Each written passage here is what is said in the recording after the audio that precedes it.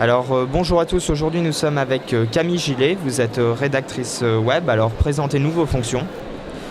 Bonjour, d'accord. Je suis rédactrice web et auteur également, donc rédactrice en freelance et voilà, au sein d'une coopérative d'activité.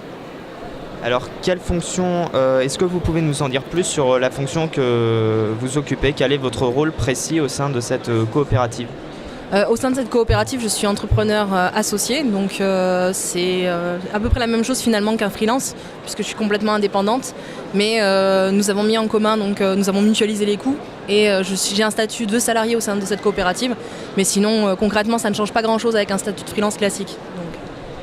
Quelles sont les qualités requises pour ce métier ? La flexibilité, de la patience et de l'inventivité.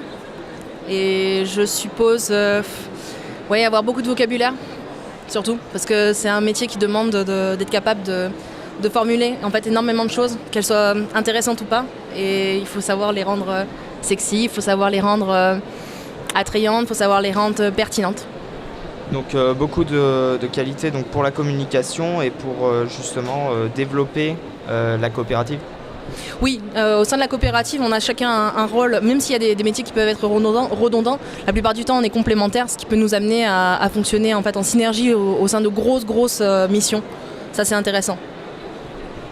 Comment vous est venue l'idée de faire ce métier ? Qu'est-ce qui vous a décidé à faire ce métier ? C'est pas hasard, je ne savais pas du tout que ça existait, il y a 5 ans j'en avais pas du tout entendu parler. Et j'écrivais déjà auparavant et j'avais déjà une appétence pour le web en général et la communication. Et puis ça a été tout naturel que j'ai essayé de maximiser les deux, quoi. Et est-ce que vous avez, quel est votre cursus ? Est-ce qu'il y a des écoles qui sont faites pour pratiquer ce métier ? Alors il doit y avoir des écoles, il doit y avoir des diplômes, mais je ne sais absolument pas ce qu'il en est, donc je ne suis pas du tout capable de répondre à cette question. Quant à mon cursus, il n'a absolument rien à voir avec ce métier-là. Je suis partie d'un bac technologique et après j'ai été intérimaire et je me suis formée sur le tas. Quel est votre mode de travail seul, plutôt en équipe ou comment se passent en fait vos journées ? Sur mon métier pur, c'est seul. Je suis la seule rédactrice à intervenir, mais j'interviens avec d'autres métiers comme des consultants SEO, puisque le métier de rédaction web s'inscrit forcément essentiellement dans une démarche de référencement naturel. Donc on travaille en synergie avec eux, mais également avec des content managers et des lead projects où là on va commencer à monter des stratégies de communication sur des grands groupes, du storytelling, etc. Donc on est en co-travail, mais sur ma partie je suis seule. Et sur l'évolution du métier, parce que le web, donc, c'est quelque chose de très récent, qui est apparu très récemment. Comment est-ce que vous voyez ce métier dans 10 ans ? Vous le voyez plutôt évoluer de manière positive avec de nombreux débouchés ? Je pense que ça va être assez compliqué parce que c'est un métier qui est en constante évolution, qui est beaucoup challengé par l'intelligence artificielle, pour le meilleur et pour le pire, parce l'IA nous aide de plus en plus à comprendre la sémantique et l'IA comprend de mieux en mieux la sémantique, mais son but c'est aussi de singer notre capacité à écrire et à créer. Et donc je pense que le métier de rédacteur web va évoluer et va demander aux rédacteurs web d'évoluer eux-mêmes et de commencer à partir sur du storytelling pur et beaucoup moins de la rédaction un peu plus basique.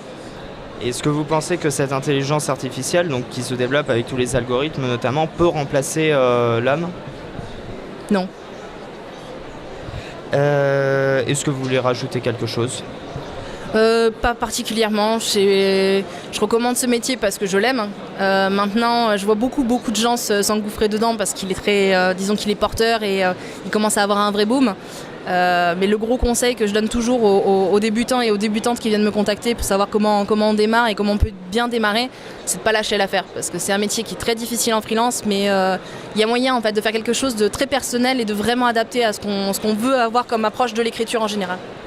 D'accord, donc bien s'accrocher et surtout ne jamais laisser tomber. Merci beaucoup Camille Gillet pour votre présence. Merci.